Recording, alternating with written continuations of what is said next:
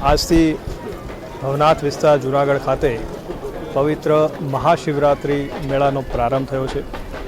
આજ સવારે ઘાડાવાવ દરવાજા કે જે ભવનાથ મંદિરથી 3 કિલોમીટર દૂર છે ત્યાંથી સ્થાનિક પદાધિકારી અધિકારી સંતો અને લોકોની સાથે પદયાત્રા કરી અને ધ્વજારોહણ કરવામાં આવ્યું। આ ધ્વજારોહણમાં મોટી સંખ્યામાં સાધુ સંતો અને લોકો એમાં હાજર રહ્યા હતા અને ખૂબ ભક્તિમય વાતાવરણમાં ધ્વજારોહણ કરવામાં આવ્યું છે। સાથે સાથે જૂના અખાડા, આહવાન અખાડા, અગ્નિ અખાડા તેમજ અલગ અલગ આશ્રમોમાં જઈ ધજા પૂજન કરી અને ભક્તિમય વાતાવરણમાં સર્વે સંતોના આશીર્વાદ લેવામાં આવ્યો છે।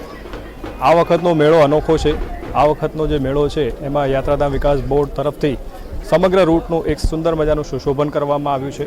રાજ્ય સરકારમાં માનનીય મુખ્યમંત્રીશ્રી અને માનનીય નાયબ મુખ્યમંત્રીશ્રીના સીધા માર્ગદર્શન હેઠળ આ મેળો ભવ્ય ઊંચાઈ પામે એવા પ્રયત્નો વહીવટીતંત્ર અત્યારે કરી રહ્યું છે। સાથે સાથે આ મેળામાં આ વખતે એક નવા આકર્ષણના રૂપમાં જોઈએ તો આજ સાંજે આપણે સ્થાનિક તેમજ સમગ્ર ગુજરાતના સાધુ સંતોને અહીંયા આમંત્રિત કર્યા છે અને એમને લઈ અને નાયબ મુખ્યમંત્રીશ્રીની સાથે આપણે એક ભવ્ય ડમરૂ યાત્રા પણ કરવાના છે અને સાંજે મહાઆરતી પણ થવા જઈ રહી છે। અને આ વખતે રવેડીનો રૂટ છે એ પણ લાંબો કરવામાં આવ્યો છે અને કુલ 2 કિલોમીટર કર્યો છે જેથી વધુમાં વધુ ભાવિકો એનો લાભ લઈ શકે। શક્તિ, ભક્તિ અને સંસ્કૃતિનો આ મહાશિવરાત્રિનો મેળાનો આજે શુભારંભ થયો છે। સર્વ પદાધિકારી સંતો અધિકારીઓ દ્વારા પગે ચાલીને ભવનાથ મંદિર સુધી આવી અને ધ્વજાનું રોહણ કર્યું છે। આ શક્તિ, ભક્તિ અને પ્રકૃતિના મેળામાં લોકો મોટી સંખ્યામાં આજે ઉમટી પડ્યા છે।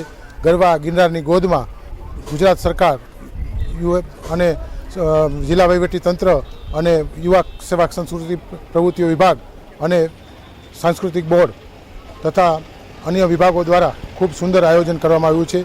સચિવ યાત્રાધામ વિકાસ બોર્ડ તરીકે પણ મેં આજે સમગ્ર રૂટનું નિરીક્ષણ કર્યું હતું અને રાત્રે પણ આ તૈયારીનું સમીક્ષા કરી હતી અને યાત્રાધામ વિકાસ બોર્ડ દ્વારા પણ રહેવાની, જમવાની, પીવાના પાણીની વગેરે સુવિધાઓ કરવામાં આવી છે।